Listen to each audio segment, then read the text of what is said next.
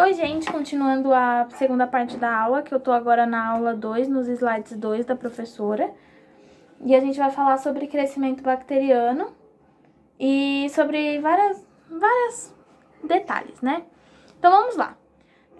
As bactérias, elas podem ser nutridas de duas formas. Existem as autotróficas e as heterotróficas. As autotróficas são aquelas que realizam fotossíntese ou quimiossíntese. Ou seja, as autotróficas, elas produzem a própria energia, os próprios nutrientes, através de fontes inorgânicas. Do oxigênio, da água, do gás carbônico, enfim. Elas vão utilizar dessas formas de energia para criar os seus nutrientes. Já as heterotróficas, elas vão depender de fontes orgânicas, ou seja, as heterotróficas, elas são aquelas que fazem através de fermentação, ou também através de decomposição. Então, são as bactérias que ficam lá no solo comendo os bichinhos, que morrem e tudo mais. São essas as bactérias heterotróficas. Além disso, as outras bactérias heterotróficas são as que fazem fermentação, que elas fazem bebidas, fazem queijos, leites e iogurtes. Então, a fermentação através por exemplo, do ácido lático... É lático mesmo? Lático, isso mesmo. Através do ácido lático é um tipo de fermentação heterotrófica. Aí tá. Então, a respiração das bactérias, ela pode ser aeróbica, anaeróbica e facultativa.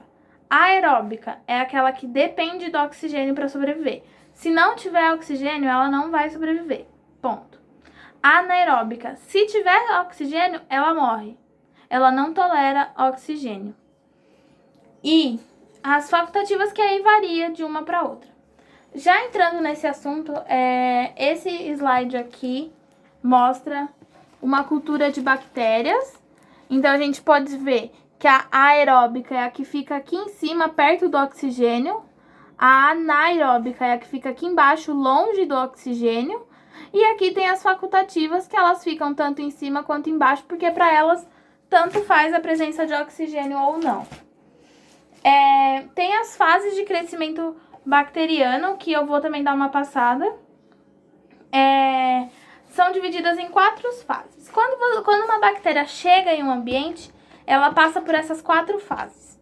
Então, vamos supor que você esteja no meio de cultura e você colocou a bactéria lá. Então, a primeira fase dela chama adaptação. Essas bactérias, elas vão ficar adaptadas naquele meio, elas vão colonizar aquele lugar. Depois de colonizar aquele lugar, elas vão entrar numa exponencial e vão se multiplicar. E essa fase chama multiplicação.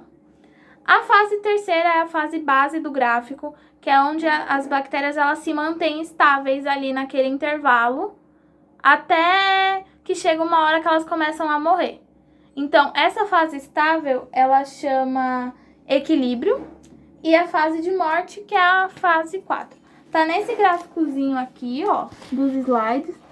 Então, a fase de adaptação, que elas estão colonizando, a fase exponencial, onde está ocorrendo a multiplicação, a fase do equilíbrio, onde elas mantêm a concentração de indivíduos, e a fase de morte, que é onde entra aí, por exemplo, uma enzima, um antibiótico, alguma coisa que mate elas efetivamente. Existem algumas condições que as bactérias precisam seguir para elas se manterem vivas. Então, quimicamente, elas precisam de água, macro e micro-organismos. E fisicamente, elas precisam de pressão, temperatura, pH e oxigênio. Então, a temperatura, tem bactérias que ficam em uma temperatura muito baixa, média, muito alta, e aí também tem os nomes delas. Então, tem bactéria que não suporta oxigênio ou suporta oxigênio, então também vai variar um pouco de bactéria para bactéria. E aí a gente entra numa parte muito importante que a professora falou milhões e milhões de vezes, que é sobre a resistência bacteriana. Eu vou dar um 10 agora, respirar, porque esse assunto ele é importante e é importante que a gente entenda isso. A resistência bacteriana ela é quando, por uma mutação, por uma adaptação, aquela bactéria cria resistência sobre alguma substância. Vamos supor que existe a bactéria Streptococcus, que é a bactéria da dor de garganta. Essa bactéria, ela é a mesma bactéria, o mesmo tipo de bactéria, mas ela varia de organismo para organismo. Então, a minha bactéria Streptococcus é diferente da sua, que é diferente da sua mãe, do seu pai, da minha mãe, do meu pai, e assim vai variando. Por quê? A bactéria é a mesma, ela é do mesmo tipo, mas ela sofre mutações de acordo com algumas coisas que ela é exposta. Então, vamos supor, por exemplo, assim, no mapa mundo existem vários países, todo mundo é pessoa, todo mundo é ser humano. Mas a pessoa da Austrália é diferente da pessoa dos Estados Unidos, que é diferente da pessoa que é do Japão, que é diferente da pessoa que é da África, que é diferente da pessoa que é do Brasil. Então, todos são Streptococcus, depende de onde, em qual organismo que ela se encontra. Se é no meu, se é no seu, se é em qual organismo que ela tá. Ponto. Agora sim, as mutações elas ocorrem obrigatoriamente pela necessidade delas. Então, vamos supor que eu tenho o Streptococcus que ele é resistente a 4 antibióticos. Eu tomo um 5º antibiótico e não tomo direito. Então, algumas das minhas bactérias já vão sofrer essa alteração e elas já vão se tornar resistentes a esse antibiótico. Qual que é a questão? Através do pili, que é os pelinhos que as bactérias têm, elas vão se conectando e vão transferindo essa adaptação. Então, eu tenho uma bactéria que é resistente a 5 e todas as outras bactérias são resistentes a 4. O que é mais vantajoso? Essa bactéria que é resistente a 5 se multiplicar e deixar as outras morrerem, e aí no final das contas só vai ter aquela que é de 5, ou essa bactéria de 5 e passando ao mesmo tempo para um monte de bactérias. Então, várias bactérias que já estão no seu organismo vão se adaptando e vão pegando essa resistência também. Essa é uma parte muito importante, eu aconselho que vocês estudem ela com muito amor e carinho. Ela tá mais ou menos nessa parte aqui, ó, dos slides. Eu não sei a numeração, mas é logo abaixo dessa daqui que eu mostrei pra vocês aquela hora. Aqui começa a resistência bacteriana. Então, tem algumas, por exemplo, elas têm uma resistência natural e uma resistência adaptativa. Então, por exemplo, o Streptococcus, eu tô sugerindo, eu não sei, mas o Streptococcus, ele é resistente à penicilina, vamos supor. Então, isso é uma resistência natural dele, ele é resistente. Então, se você jogar a penicilina nele, ele não vai morrer.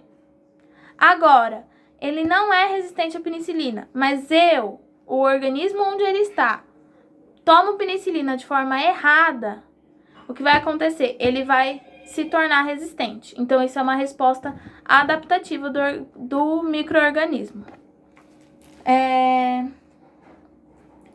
Tá, aí agora vem os antibiogramas, que são os testes que fazem para descobrir se você é ou não resistente. Quando fala assim, eu, Andressa, sou resistente a tal antibiótico, significa que os meus estreptococcus, os meus micro-organismos, minhas bactérias são resistentes. Não que eu, Andressa, organismo, sou resistente. Os meus estreptococcus são resistentes àquilo. Ou eu, Andressa, sou sensível à penicilina. Então, os meus estreptococcus são sensíveis à penicilina. Quando eles entram em contato com a penicilina, eles morrem. Agora, eu, Andressa, sou resistente à penicilina. Os meus estreptococcus são resistentes à penicilina. Não eu, Andressa, sim os meus estreptococcus, as minhas bactériazinhas que estão na minha garganta. Elas, se entrarem em contato com a penicilina, vai dar ruim, vai ser como água, eles vão continuar lá de boa. Por isso que há o perigo da automedicação e de tudo mais, porque quanto mais antibiótico você toma errado, mais você pode construir as superbactérias, que são aquelas bactérias que são resistentes a uma infinidade de antibióticos. Por isso que é importante, quando você chegar no médico com uma infecção de garganta, você falar que você é muito resistente, ele pedir um antibiograma, porque aí ele vai saber exatamente quais são os antibióticos que você é resistente e quais você vai poder tomar e quais vocês são sensíveis. Então, o antibiograma ele é feito dessa forma. Você coloca eles numa placa, os micro-organismos, e coloca esses pontinhos brancos, são os antibióticos. Então, eu coloquei um monte de tipo de antibiótico e aqui ele vai falar, aqui tem um espaço grande, significa que aqui ele matou muito. Então, significa que eu sou sensível a esse antibiótico. Se eu tomar ele, ele vai fazer efeito. Aqui não formou disco nenhum, então significa que eu não sou sensível a esse antibiótico. Significa que eu sou resistente, que aquele antibiótico não fez efeito, não matou nenhuma bactéria do meu corpo. Deixa eu ver. O que eu tinha pra falar nesse vídeo, eu acho que é isso. Provavelmente vai ter uma parte 2, onde eu vou falar mais sobre os streptococcus e estafilococcus, que a professora também focou. Mas eu achei importante deixar bem fixada essa parte da resistência bacteriana, que ela falou bastante em sala de aula. E é isso, gente. Aproveitem.